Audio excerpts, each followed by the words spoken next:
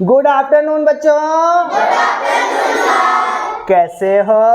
अच्छे। सब लोग अच्छे हो? यस। चलो आज क्या पढ़ते हैं? हिंदी व्याकरण। क्या पढ़ेंगे? हिंदी व्याकरण। और हिंदी व्याकरण में आप लोगों ने इसके पहले विशेषण पढ़ा था।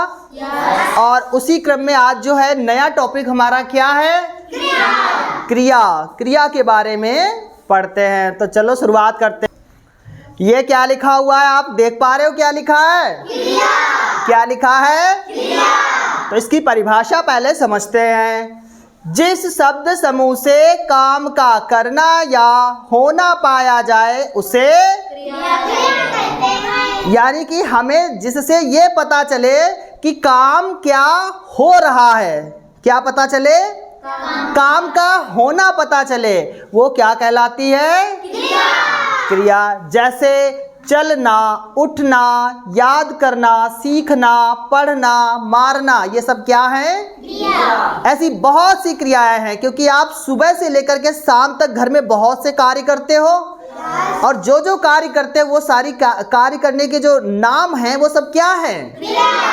क्रिया हैं। जैसे हंसना, रोना, चलना, गाना, उठना, बैठना, गाली देना, आदर करना, ये सब क्या है? क्रिया। क्रियाएं हैं। जैसे आप इसको एक वाक्य प्रयोग में कर लो, चलना। इसको अगर आप वाक्य प्रयोग करोगे चलना को, तो जैसे आप समझिए कि घोड़ा सड़क पर चलता है। कहाँ चलता है? सड़क पर। क्या काम कर रहा है घोड़ा? चलना। चलना क्या हो गया? क्रिया। Very good. इसके बाद अब आगे, इसके बाद आप देखिए क्रिया के भेद। क्या पढ़ेंगे? क्रिया के भेद। तो जो क्रिया है उसके दो मुख्य भेद होते हैं, यानी क्रिया के दो भेद होते हैं। कौन कौन से? पहला कौन सा है? सकर्मक क्रिया। और दूसरा? अकर्मक क्रिया। सकर्मक क्रिया और अकर्मक क्रिया। तो सबसे पहले सकर्मक क्रिया समझेंगे, ठीक है?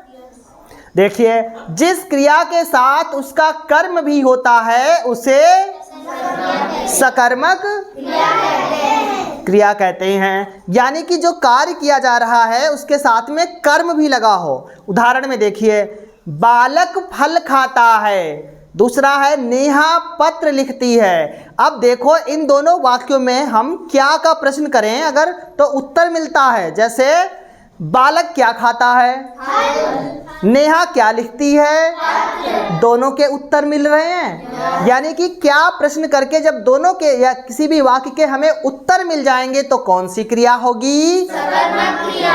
तो यहाँ भी क्या है? यहाँ प्रश्न करने पर उत्तर फल पत्र मिलता है, अतः सकर्मक क्रियाएं हैं। ऐसे दूसरी पढ़ना, लिखना, खाना पीना, ये सब क्या है? सकर्मक क्रियाएं हैं। जैसे आपको एक वाक्य बोला गया कि गीता पढ़ती है, आप इसका उत्तर ढूंढोगे कि गीता क्या पढ़ती है, तो आपको उत्तर मिल जाएगा कि गीता किताब पढ़ती है, गीता निबंध पढ़ती है, गीता कहानी पढ़ती है, उपन्यास पढ़ती है। तो कौन सी क्रिया हो जाएगी? सकर्मक क्रिया। समझ आई? yes. यानी जिसके साथ कर्म भी उपस्थित हो और क्या का प्रश्न करने पर हमें उसका जवाब यानी कि उत्तर मिलता हो, तो कौन सी क्रिया होगी? सकर्मक क्रिया। इसके बाद दूसरी है अकर्मक क्रिया। आ के लगने से मतलब है कि नहीं, यानी इसके साथ कर्म नहीं, ठीक है? परिभाषा देखिए, जिस क्रिया में कोई कर्म नहीं होता है और प्रश्न करने पर कोई उत्तर नहीं मिलता है उसे अकर्मक क्रिया कहते हैं। क्या कहते हैं? अकर्मक क्रिया। यानी कि अकर्मक क्रियाओं में कर्म अनुपस्थित होगा, क्या का प्रश्न करेंगे तो कोई भी जवाब नहीं मिलेगा, अकर्मक क्रिया कहलाएगी। जैसे जोकर हंसता है, बच्चा डरता है, शीला सो रही है, घोड़ा तेज दौड़ता है।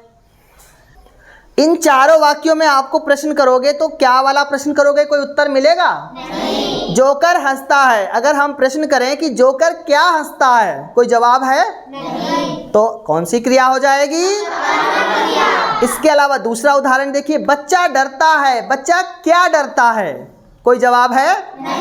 नहीं है। अगर यहाँ पर प्रश्न को बदला जाए, जैसे बच्चा किससे डरता है, तब तो आप जवाब दे दोगे बच्चा सर्प से डरता है, बच्चा भूत से डरता है, बच्चा अंधेरे से डरता है।